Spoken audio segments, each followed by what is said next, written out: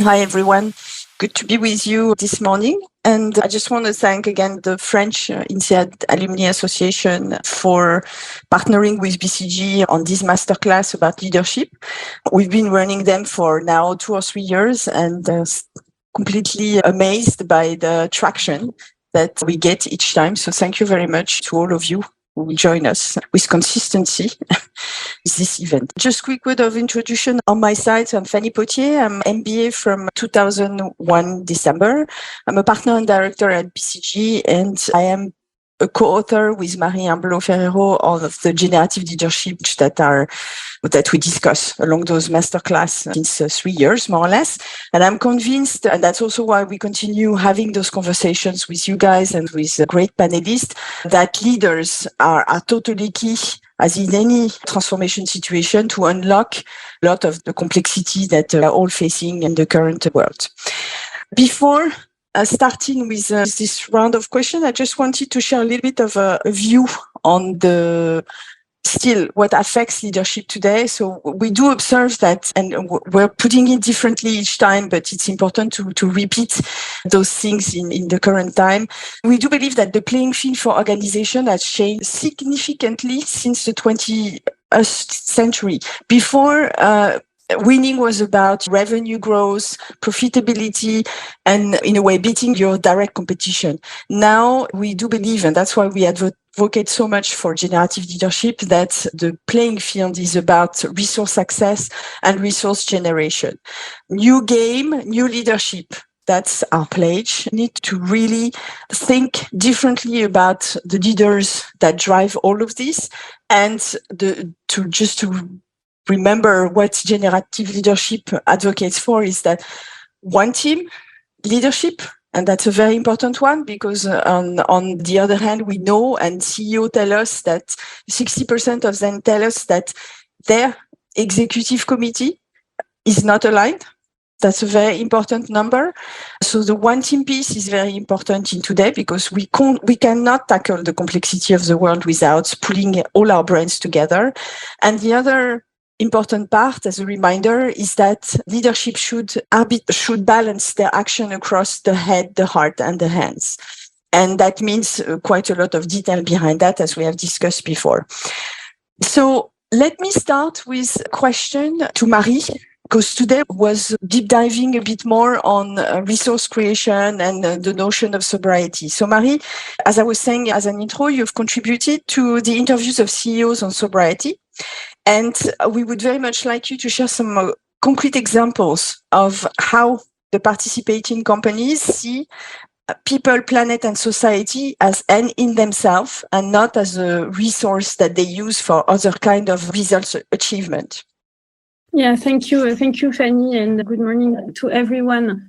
So indeed, it's been already 2 years that we have rounds of interviews with CEOs of French headquarter companies on the theme of sustainability. And obviously 2 years ago, the discussion was more around net zero trajectories.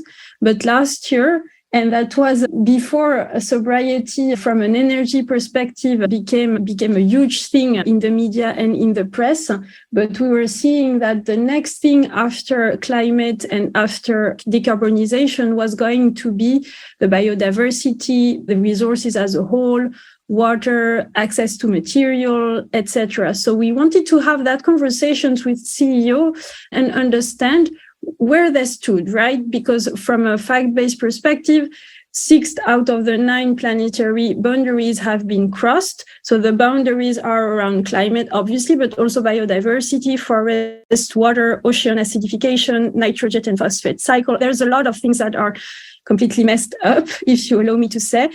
And disruption comes from the human activity, from the company's activities. So what's interesting is that both companies are both responsible for that, but they're also suffering from the consequence of the impact and of the trajectory that the system Earth is actually on.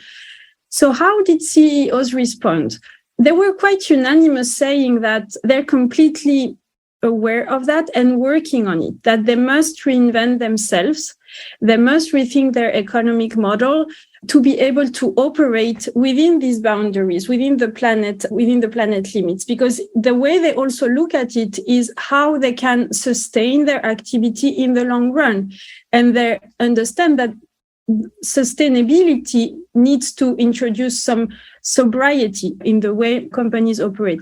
So sobriety, what does it mean? Because there's a lot of things also behind that word. And let me just also throw the ball already now. Sobriety doesn't mean decreasing totally. That doesn't mean that will decrease the value. That doesn't mean that will decrease the company's operation. But it means that we need to change our consumption patterns, and we need to change the processes of production of all the goods that we have today. So we really need a change to come back to somehow the essentials of all areas combined, use each resources with the maximum efficacy. So again, it's not a synonymous of slowing down or a decline, but it's rather a call for always better, always fairer, always more essential, and not always more. So it is a shift in the consumption pattern. It is a shift in the behaviors of all of us. It is a shift in the way also companies think about their business models. So how do they need to adapt? What are the paths forward? There are somehow two roads, and that are not exclusive one of the other. One is optimization, and there are already a lot of that in the company. Reduce the company impact, for example, on resources to improve the efficiency of the energy consumption, for example. I'm sure that in all of your company, there are already actions in place to to be more efficient from an energy perspective. To use renewable is to reduce the carbon footprint. Another way for optimization is to look at the company portfolio and start eliminating products that have a high environmental impact. For example, reducing the of some materials, reducing packaging, increasing the life cycle of products. So there are plenty of things that can be done as optimization of the operations and products of the company. And almost all the companies that we interviewed were down that road and testing a lot of those things, and in some cases already implementing a lot of those actions. The point is always, like in digital and like in other major transformation, how do you push it a step further and how do you push it at scale? And the more transformative actions, which they are testing but are still to come, are those that fully reinvent the production processes, for example, where you develop product having already in mind the overall life cycle and you optimize the overall value chain. This is easier said than done, right? And obviously, it's being done usually now within the companies for the products to come, but you still have to deal with the legacy. This is where the speed of transformation and the adhesion of the consumer and the adhesion of the clients, when it's a B2B industry, needs to help and support also that transition. So that's from the process and the product perspective. But there are also another transformative action, which is completely changing the models of consumption and changing from having ownership of some products to having a service. When you look at mobility, for example, or when you look at other industries, you can not only own the product anymore, the cars, but you can just have a car as a service and use it whenever you need, and then you share with other people. And obviously, the consumption and the usage of that car could be maximized. You can also foster the circularity. It's the reinvention of the business model that, again, it's something that needs to be thought well through. And what we all have to have in mind, and we all have a say somehow, is that when you look at the consumer perspective, they are willing to change their behaviors. But when you look at it from a very fact base of what they do, what they buy, it's another story. I was discussing with a CEO in the cosmetic industry, which has actually started in one brand a switch to really more sustainability, sustainable materials, sustainable packaging, etc., which introduces a cost, obviously, to the product, and he's been doing that already for 7-8 years. And basically, he's done that because he's super convinced that it's the way to go. But for the first 5 to 6 years, what he noticed was a decrease in the market share and a decrease in the volumes for that product. So he saw firsthand the shift and the gap between what we consciously say and what we do as individuals on an everyday life. So what it means is that to engage in this way of sobrieties, there's positive news because CEOs and companies are willing to do that. But the second thing is that it requires a lot of education, a lot of pedagogy, a lot of information of all the stakeholders to understand what's the value for all of us. How do we change? How do we sustain that change to be able to continue having companies that still have a financial and a performance base that is sufficient to also sustain the investments that are required to make that transition to sustainability possible. Thank you, Marie. Next question would be to you, Vanina. Sanofi has a long-term commitment to society, and with Fondation S, and you will tell us a little bit more, Sanofi commits to continue to serve future generations around the world. And philanthropy is an integral part of the foundation approach to improve access to medicines and increase health resilience of, in particular, climate vulnerable population. The Fondation S claims to deploy a unique approach, think, do, thank, and you will tell us a little bit more on that. Could you just tell us a little bit more on the Fondation focus and area of resource creation? Why did you pick this focus, and how does it resonate with the business, with Sanofi business model? Yes, thank you very much. First of all, thank you so much for having me here. I'm very excited that actually a group of alumni from INSEAD are interested in really rethinking how we can positively contribute to society and generate better societal impact.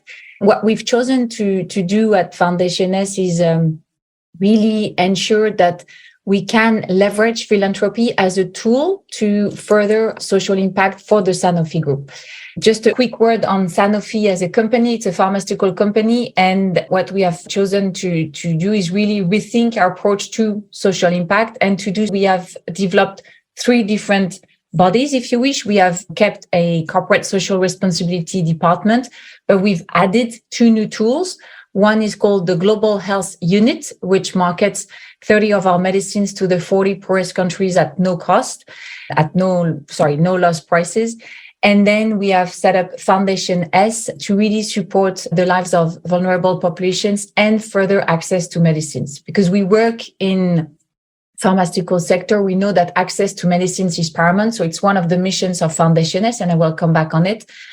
But what I want to focus on today is not just on medicines, because you are a very diverse group. And I want to actually articulate the connection between climate and health.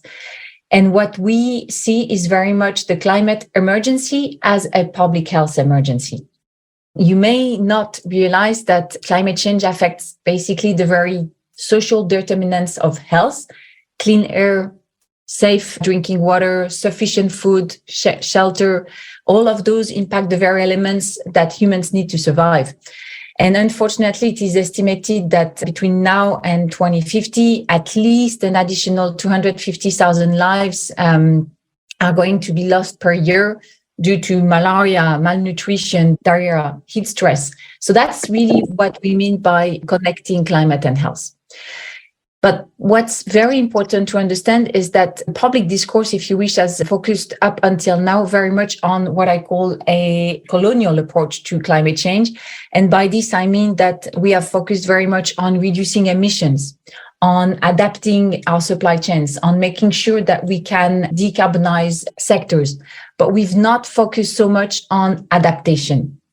And the reason why I want to alert you on this is because despite contributing the least to climate change, we're seeing that developing countries are the most impacted by the reality of climate change. According to the United Nations, only 1% of the global population emits in as much as the combined 50% poorest percent. So that means that basically the consequences of climate change on health are very real. They're happening today. And they're impacting the most vulnerable. So what we have decided to do at Foundation S is to go after some big challenges. Someone might say challenges way too big for us to grasp.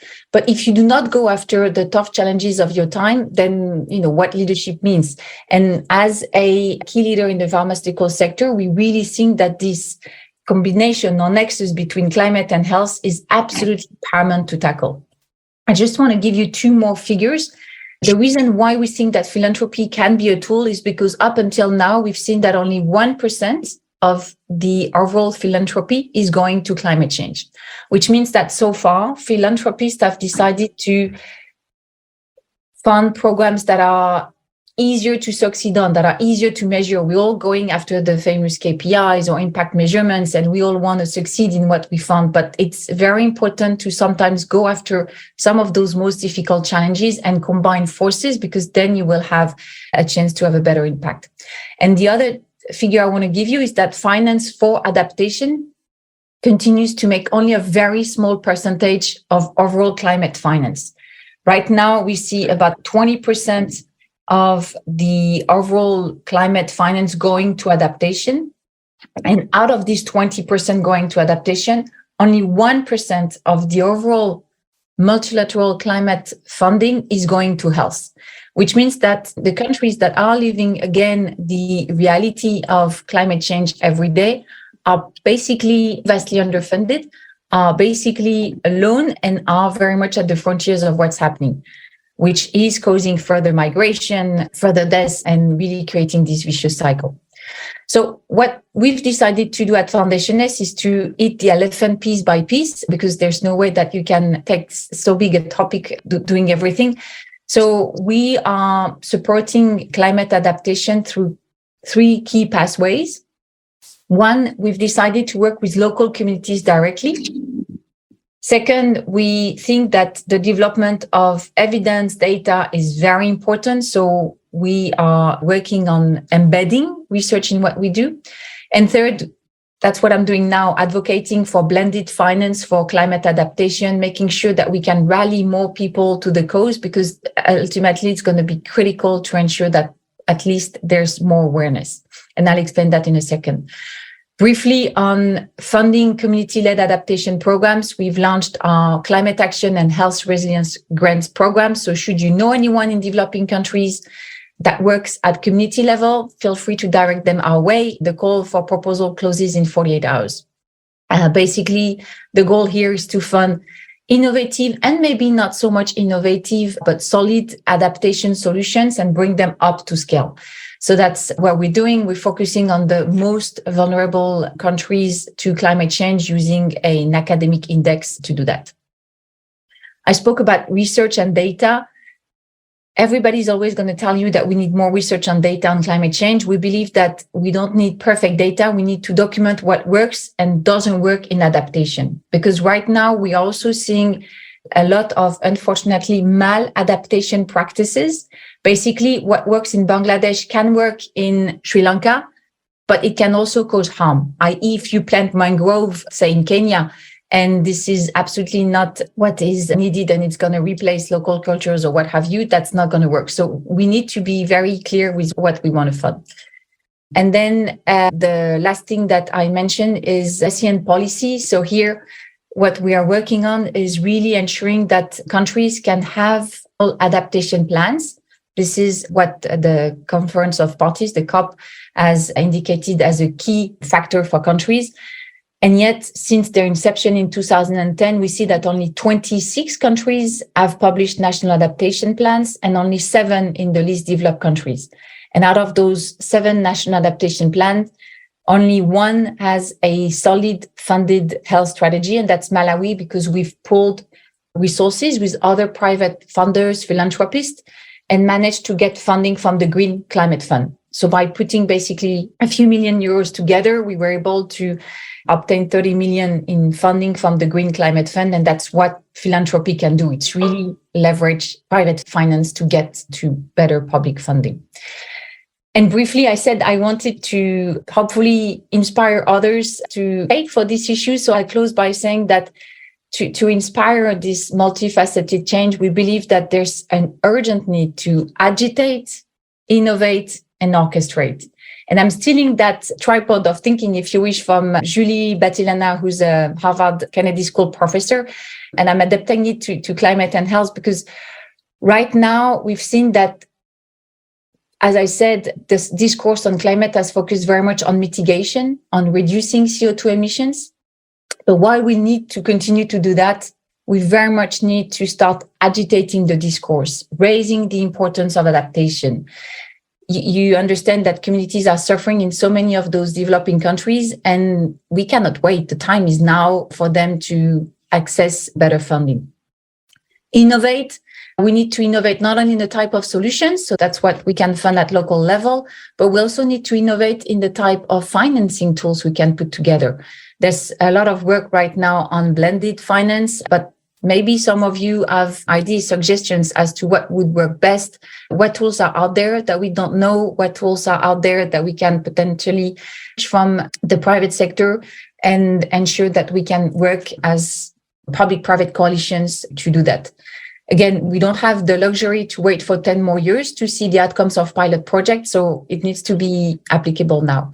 And orchestrate, it's a multidimensional challenge. It requires everybody to do their part. So organizations like MAN are starting, but we very much believe that there are many other firms who can do that. So I wanted to take you to this very much high-level challenge, perhaps, and I can detail what Foundation S is doing more on other areas, but I think that given the topic of today, it can be interesting to discuss with some of you what we can do around this issue. Thank you, Vanina. And I think upon your permission, we will be happy to share your contact details there to people who reach out. And if you can share, indeed, given the short time frame, the link to the donation that you were advocating for, it would be great in the chat. And thank you. I forgot to mention as an intro that we want those masterclass not to depress everybody with hard facts on the reality. I love what you say, Vanina, when you say it's there. Let's not trick ourselves by thinking that, it's in the remote future, catastrophic scenarios, etc. It's already there everywhere in our daily life. So the thing is, we can all do something, and there's a lot of engagement already. And Vanina, you just share some of that. I think now it's a good way also for me to turn to Valérie, and who will share with us other inspirational these acts that she's working on every day to leave the world a better place. So I'm going to quote an official statement, Valérie. Danone Community's mission states, "We are a venture capital fund investing in social businesses. We empower innovative social entrepreneurs to achieve sustainable social impact. We do so by investing in social businesses, providing capital, technical and managerial expertise, as well as networking. And we have decided to focus on two global challenges, Sustainable Development Goals number 2, zero hunger, and number 6, clean water and sanitation, with a clear impact also on SDG number 1, no poverty." Different, but also some similar focus as what Vanina was sharing in terms of the population that you're helping and serving. Similarly, as the question I was asking to Vanina, can you tell us a little bit more about Danone Communities and how, particularly, how is this a tool, if I take the words from Vanina, to also support bigger transformation of the organization and of Danone? Thank you, Fanny, and thank you for the description of Danone Communities. Indeed, we are an investment tool to help social entrepreneurs to solve big issues in the world, which are access to safe drinking water and access to safe and nutritious food. But what I would like to highlight is why Danone Communities within Danone. And to do so, I need to go back in history in 1972. Why 1972? Because this is the year when Ribou, the CEO of Danone, gave a speech in Marseille that was a very visionary speech. In fact, he said at the time, so 51 years ago, he said that the responsibility of a corporate is not ending at the gate of the factory. What does that mean? That means that the responsibility of a corporate is also responsible for the civil society, is responsible for the environment, is responsible for the community. And this speech is really within Danone, the DNA of Danone. This is something that internally we call the dual project, social and economic. And this is where Danone Communities is coming from, in fact. Danone Communities is at the forefront of this dual project. Indeed, Fanny, you were saying that we are supporting social business. But what is a social business? A social business is a business that has been created to solve a social issues. This is its mission, solve the social issues. How? By leveraging business mechanism. And for me, it resonates a lot with what you are saying in terms of regenerative leadership, because in fact, at the end of the day, the mission of those business is really to act positively on its environment, leveraging business mechanism. And why? Because we believe that in order to have a sustainable impact, you need creating revenues in order to reinvest every day on this social impact and the impact. So this is really the mission of Danone Communities, to support social entrepreneurs all around the world on two topics only, so water access and access to nutritious food. And like Vanina was saying, we are focusing on those two, and it's already very big. Indeed, water access is 2 billion people who have not access to safe drinking water. Indeed, this issue on water access will increase within time, and we have seen even in France. Look at last summer, there were restrictions in terms of water, but the issue is huge, and we need to find solutions now, and there are solutions. And on nutrition, you have roughly 2 billion people having what we call micro deficiency, which means that they eat, but the quality of what they eat is not good enough for them to grow healthily. So we are focusing on those two areas, and the way we are doing it, it's really through giving investment finance to those businesses, but bringing competency. And why is it important? It's important on two sides.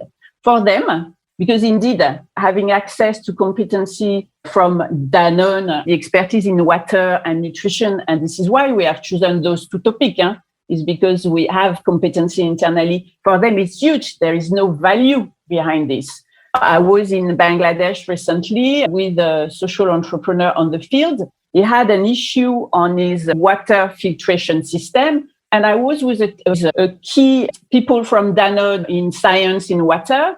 Within 3 hours, he has resolved the issue of this guy on the field, because he knows very well, how to put things into perspective, what type of tests you need to do, and so on. So the value of 3 hours of this guy from Danone, from Minaj in Dhaka in Bangladesh, it's enormous. So this is why it's important to work with them. So this is the first impact, I would say. But the second one is, for me, more interesting, is for the employee of Danone to experience a new way of doing business. And the way we do it, we give the opportunity to Danone employee to help some of those business. And when I say help, I don't like this word, in fact. In fact, they will share their competency to support those businesses, but they will learn a lot, in fact. And those employees, when they come back to their job, they have learned how to work with frugal resources, how indeed you need to be very humble, open, really pragmatic, because you're on the field, you are within those community and try to find solution. And when they come back, first of all, they discover the power of all the competency they have developed within Danone, but also they come back with more agility, with more entrepreneurship, and so on. So this impact for me is really important. And to your point, Fanny, how does it help to transform the core business? I think everything is starting with people. And having this program that we call Impact Cube, because there is an impact on the social business, there is an impact on the people itself, but there is an impact on Danone, is really the start of changing within Danone. And I like to share this example of one lady, a lady working in the marketing department in Germany.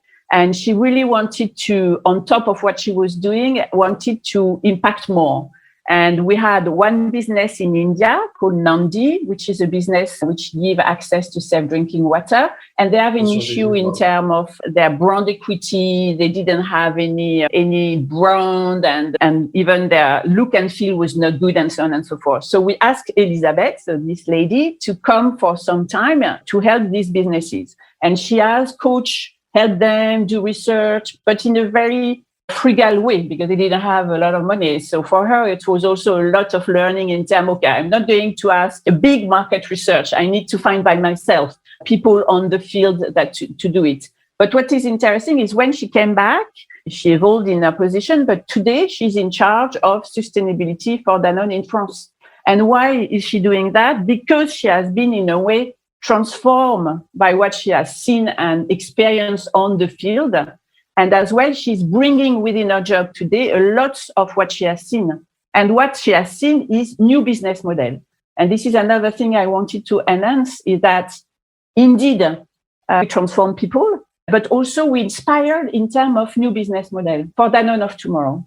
And I think it was Marie saying that the way of doing sobriety is to look at different business model. And one of them in which Danone Communities is working is what we call decentralized solution. What is it? It's, for example, in France, we are supporting a business which is renting a small factory to produce yogurt at the farm. And why is it very important? And because, first of all, it creates revenues for the farmers. And you know that farmers, unfortunately, their revenue is very low. So it creates revenues, but also for Danone, it's a way to think of the future. Do we have to be centralized? Do we have to have big factory and then not all of our products throughout the world? Looking at the climate impact, maybe not. So let's look at those type of businesses. So it's inspired Danone for the future. On water, we are doing also decentralized water. It's what we would call in France bulk, in fact. It's bulk. How can you indeed, in order to reduce plastic, look at bulk solution? And we can be inspired by the businesses we are supporting. So these are the kind of impact we can and we try to have within Danone in order to transform the way they do core business. And just to close and on what Vanina was saying, I truly believe in collaboration. I think we cannot win in this world without working with others. And what we have done recently, and I was in the UN in March to launch a new fund, which is solely dedicated to access to safe drinking water.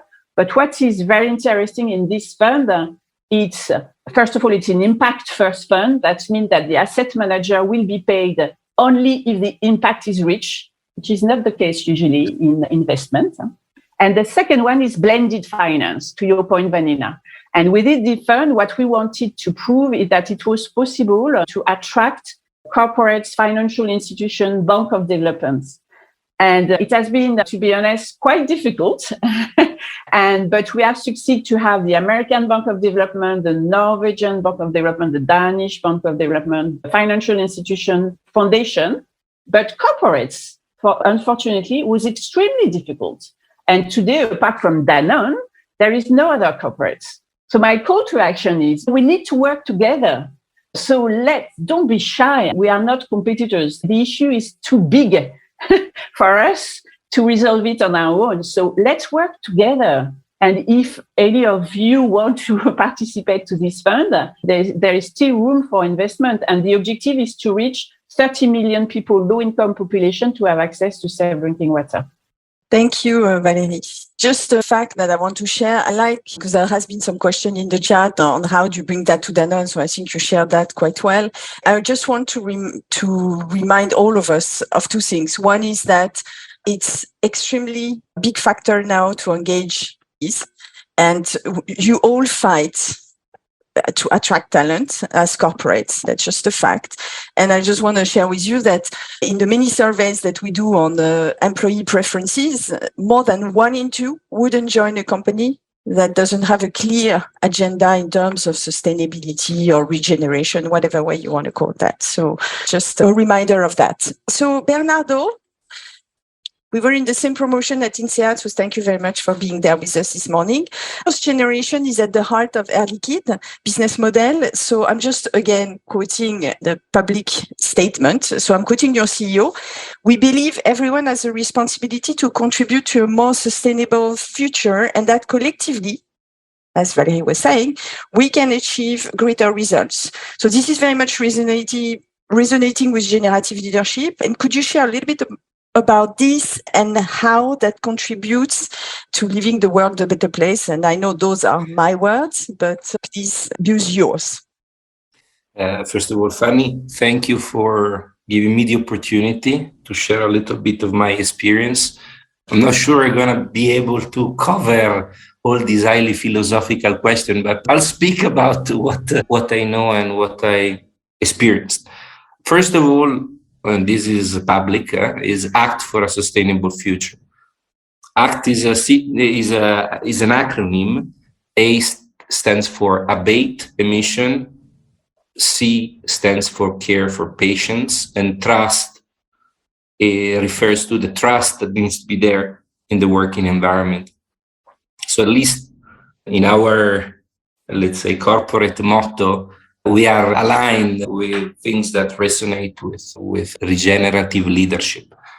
Do that also with fact, so rest assured on that. But if I think about care, the C part of ACT, I just want to remind that the heroism of my colleagues that spent, in some cases, months continuously in a plant during the COVID pandemic to deliver medical oxygen that was much needed at that time.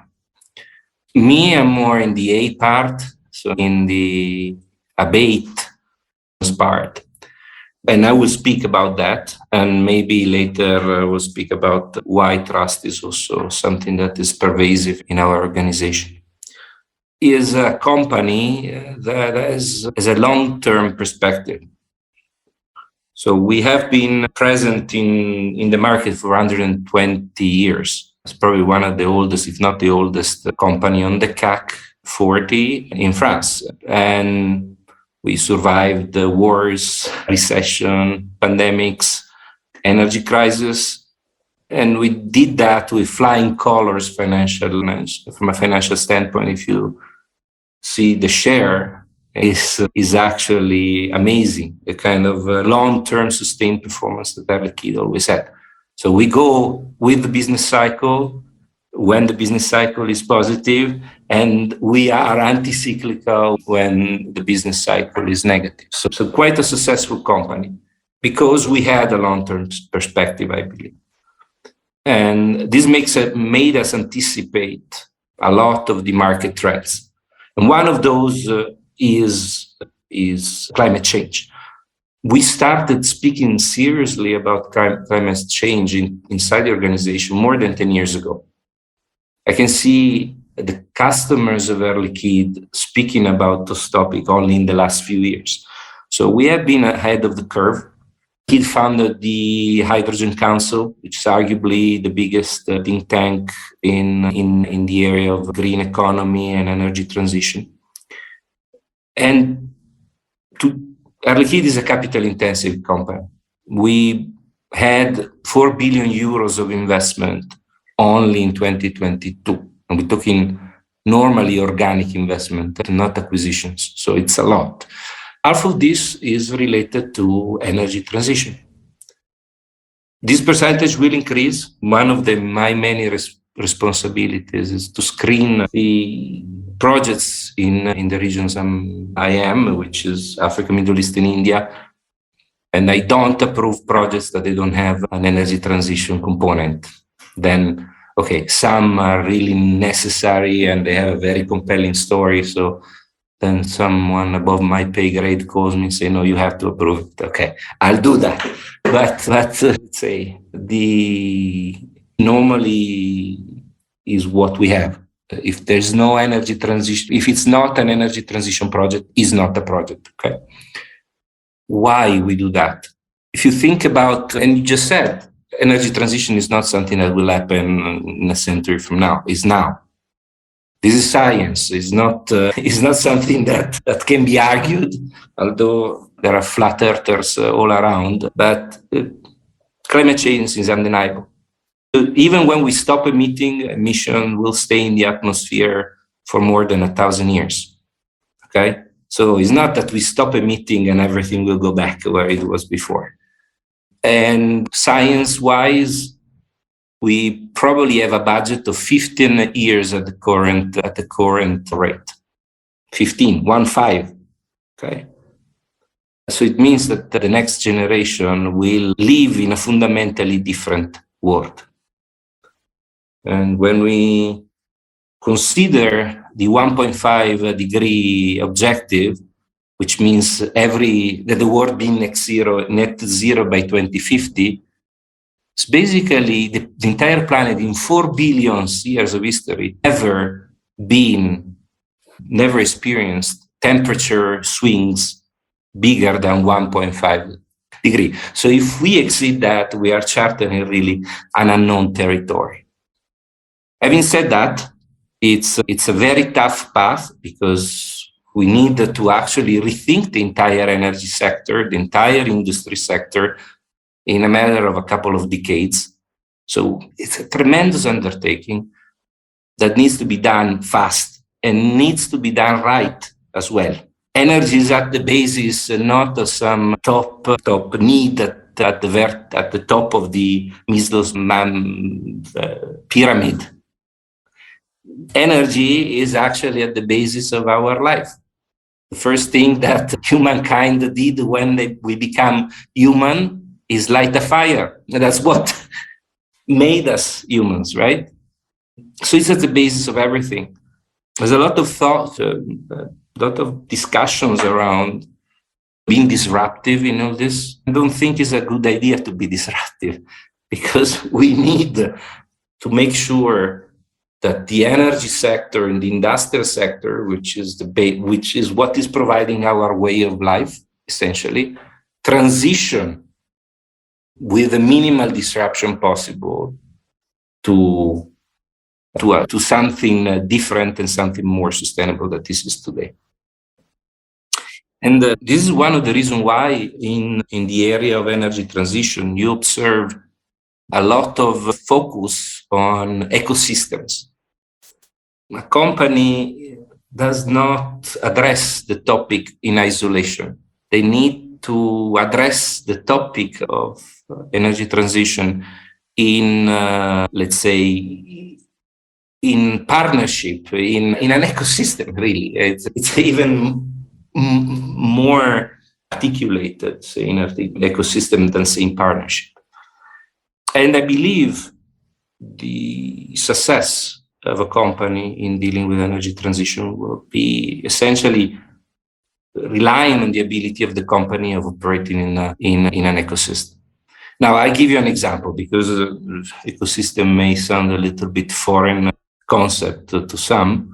When I'm here in South Africa for a reason, I just wanted to be engaged in the biggest decarbonization project that Air Liquide has at the moment.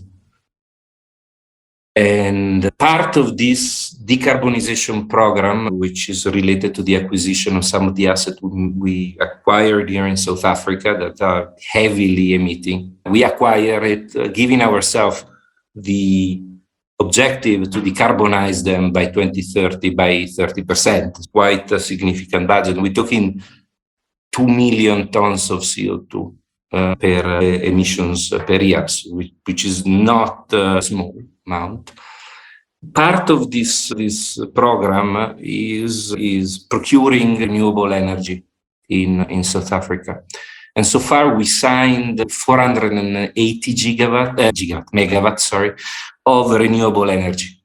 The program extension is approximately 900 megawatt and is done in partnership with SASO. Just to give you an idea, 900 megawatt is roughly a nuclear power plant. So it's not small, okay? And we do that in the context of South Africa, which is South Africa, meaning is a fairly developed country, is a BRIC country, but still long way to go to be actually a developed country. As the highest level of unemployment on earth is big racial and tribal divide still today. Power market is fully monopolized. We live every day with, when you're lucky, 2 hours of a scheduled blackout. These days, we have 10 hours a day of scheduled blackout. So you don't have power. Just think about what that may mean. Now I have my inverters so I can survive, but it's really quite a difficult situation. So we wanted to do that in this context, difficult context. And I think so far we have been successful. We are half of our journey, but because we adopted an ecosystem approach. First of all, between Air Liquide and Sasol, we decided to partner up. And normally the relation would be a supplier-client relation. No, we haven't done that. We decided to partner up like peers. And then we extended the approach to the IPPs, so the companies that are supposed then to actually invest in the power plants, and the financiers, the banks, which are supposed to finance the government has needed to be involved because there is no clear regulatory framework, regulatory bodies, etc., etc. But we didn't stop here. We asked the IPP to have super stringent socioeconomic standards. The context of South Africa, where you have 40% unemployment rate, where one of the biggest employer is coal, okay, and you are just doing a project to replace coal, the narrative wouldn't fly in public opinion, right? So what we needed to do is impose on the supplier, which, by the way, they were happy because they know the context here that requires it, very high socioeconomic standard. They actually opened the ownership of their projects to local capital, so 50%. It's not mandatory, but they did it. They agreed to secure from local, procure from local suppliers, and support the affected community. So when completed in operation, and I say this is as the size of a nuclear power plant. It's wind and solar, but it's the size of a nuclear power plant. So you can imagine how big all this. But what would this program generate? First of all, avoid 3 million tons of emissions every year. It's pretty much, if we do 20,000 of this, we're going to solve the problem of climate change. Now, 20,000 seems a big number, but it's not so much a big number. It's a finite number, at least. We will inject almost a gigawatt in the grid of South Africa, which desperately require this amount of power, because try to live without power for 8 to 10 hours a day. And then you come back and tell me how long you resist before you get crazy. But not only that, what the other things that we generated in the process, we generated wealth for local shareholders, business opportunities for local business, jobs to the local communities. And finally, with all this, you think how this thing costed Air Liquide and Sasol an awful amount of money. No, we actually been able to actually reduce the power bill, which sounds to me the ice on the cake, but it's a really good project after all. Now, there's still a lot of hurdles to be cleared before we conclude that, before the first elections are delivered. But if we keep on having the ecosystem approach, I think we're gonna cross the finish.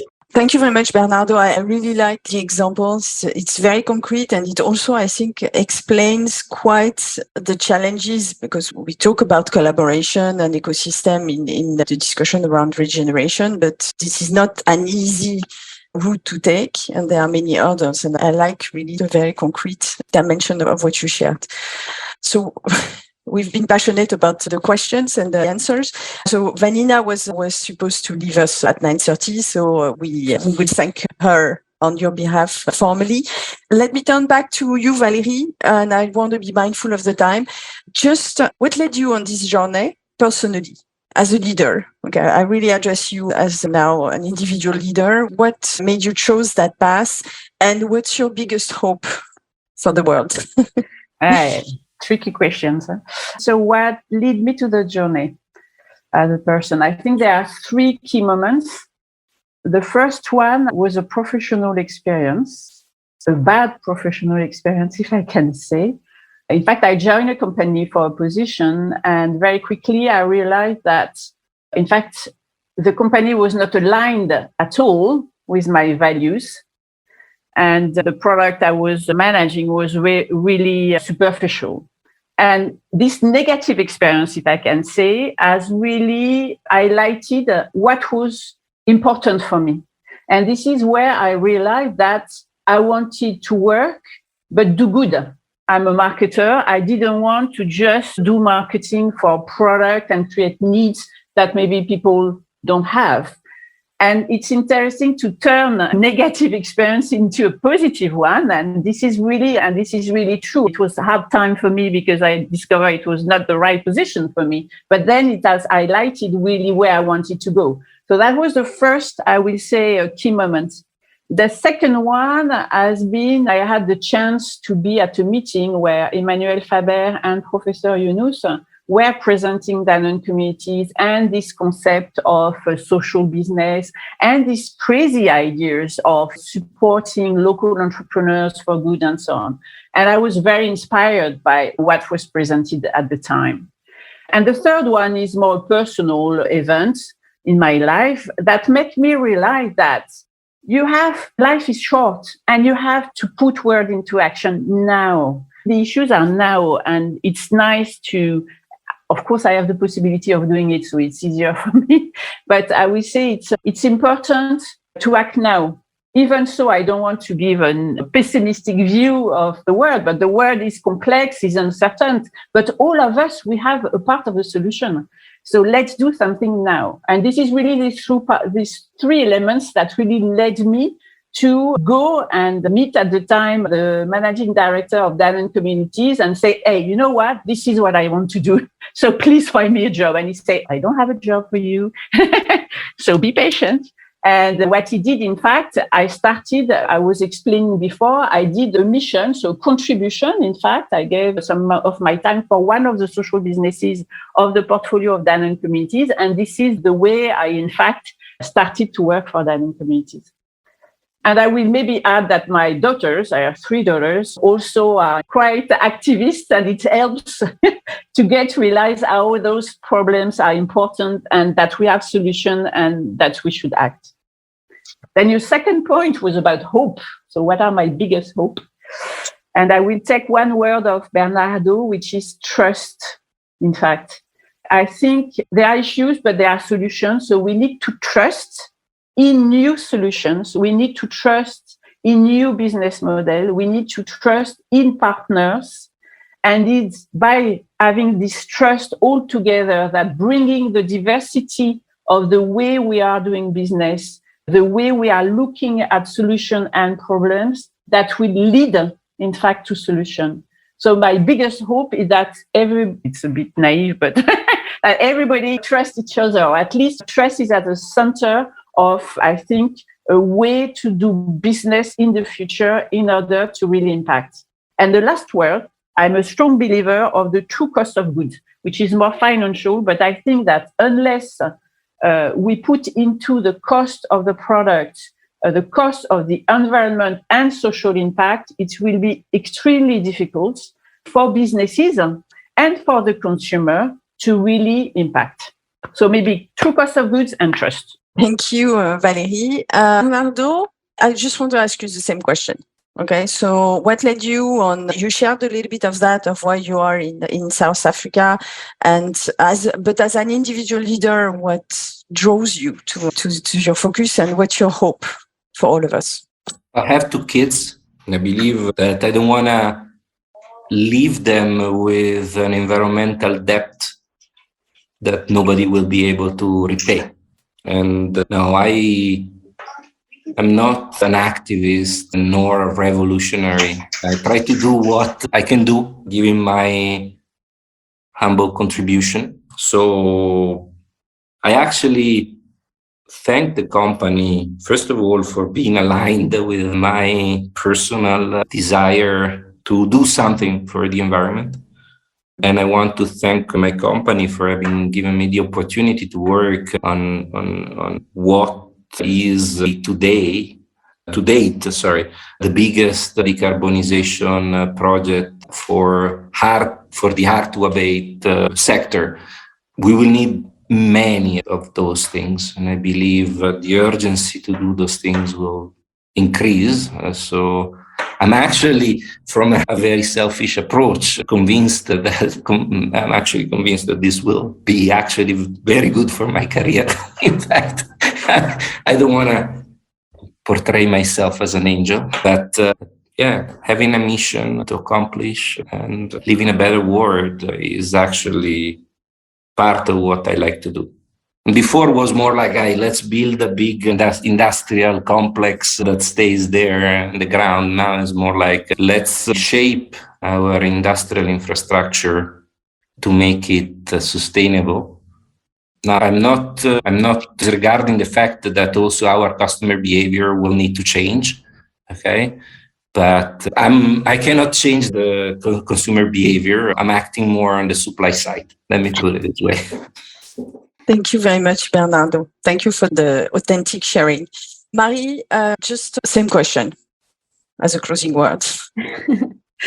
Yeah, same question for me. What drove me here, obviously, as some of you have said, somehow of a personal trajectory and a personal conviction. I actually come from a Spanish family that grew up in the countryside, a very modest family that knew what everything and what value everything had, and that cherish that and was using everything at its maximum. And I read a few years back how our grandmothers were actually taking care of nature and of using everything for what it was needed. And I think that's what somehow drove me to really thinking quite early on what I need as a personal human being to live, what I want for my kids, what is the consumption model I want to raise them with. And obviously, I am, as some of you, we have a very comfortable living, and we can do almost everything we want. This question is even more difficult, I have to say, on how do we want to live and what is the transmission we want to give to our kids. Something I would also want to tell you, because what we've been looking into with Fanny on generative leadership is how those leaders behave. But what I've been personally also very curious of is what drove them there. Is there a personal or whatever characteristic of those leaders? Because we want to give a narrative that is positive, because we are like that with Fanny and with some of the speakers today, because we are optimistic for the future. But what gives us that optimism, and what are the characteristics of the leaders that are generative? And I have to say that it's what characterizes them. It's an idea of humanity and of transmission and durability of the human being, if I may. Some of them have religious convictions, some of them have not, but they really see themselves, they portray themselves in a long-term trajectory. Because their everyday life, and I believe someone asked about how do you make the self-realization of that is needed. And when you are a CEO of CAC 40 or Fortune 500, and you have the quarterly financial reviews and pressure, it's not easy to say, I'm going to have 1-2 percentage point less on margins to reinvest in something that's needed for now. But you know what? I don't know if that's going to work. And maybe in a few years' time, I will ask you for even more, because there's a new technology that will come and we will have to reinvest. And some of you have talked about trust, about vision, about even being on a mission. And I feel that the generative leaders they have the ability to both characterize very well the impact. They are very sensitive. They have an empathetic listening, and they have a curiosity to really also characterize the impact of what their business has, or also what the regulation have. Because if we look at some of our companies, it's a quarter to a half of the businesses that are at stake, and that may disappear in the coming decade. So it's not minimal. It's huge. And those leaders have the vision and the courage to say that loud and clear to their internal stakeholders, the shareholders and the boards, and make that clear. And then, to your point, Valérie and Bernardo, they feel they need to trust that they need to follow a route that is going to be long, but that step by step, the changes that they will make will have an impact. But it's a transformation that is not a 1 year transformation. It's going a 3, 5, 10-year transformation. And they also do feel they are on this mission. My closing word would be that we are more than we think to think that way. In the economical world and financial world, it's not always easy to also state some of personal emotions, right? And personal convictions. And what I've said to you and Fanny and all of us, what we've shared, it's also a vision of what we think we want to transmit to our kids. Think of it, 10 years ago, this conversation of talking about personal views, families, kids, etc., would have been almost impossible, right? So we're more than we think of trying to make this place a better world for us also, let's be selfish, and for the next generation. So together, you introduced, Fanny, this session also as one team, as collaborating, as working together on solutions, being trustful that collective intelligence would also help us find the right solution and the path forward. It's not easy, but we'll get there. Thank you very much, Valérie. Thank you, Bernardo. And again, I will thank Vanina. Thank you, Marie. Just as a wrap up, I would say that it's now. And we can all do something about it. We all have different preferences. So it's not because individually you are not drawn to, I don't know, energy transition or poverty or whatever, it doesn't mean that there's not a possibility to act in the closed environment and to start the change. I think we wanted also to have Vanina, Valérie and Bernardo to give space for different voices who have picked different areas of action, right, in terms of leaving the world a better place, which is also a learning from me by looking at generative leaders. There's not a pattern of let's do everything and let's tackle every problem in the world. No, just pick what you're drawn to. And it's a strategy of small step, as Marie was saying. And at the end of the day, sorry to end on that note, but I take the number that you were sharing, Bernardo.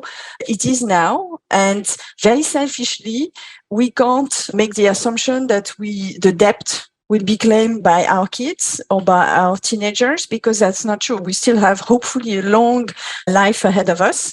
And it is about our second part of our life to give us a reason to act now. Okay. And there are so many very positive stories. Thankfully, we start seeing a shift also in the press and in the media that give more space to people who are doing good. And that's refreshing, because as human beings, we prefer to change when we see good models than by being told that we have to stop everything that we like doing. So I think it's good. And Valérie and Bernardo, thank you very much. And Marie as well, for what you do and for sharing that with us and inviting all of us to act as much as we can from the past, because everybody, I guess, in this room do some things in their own way, but also looking ahead. Thank you very much.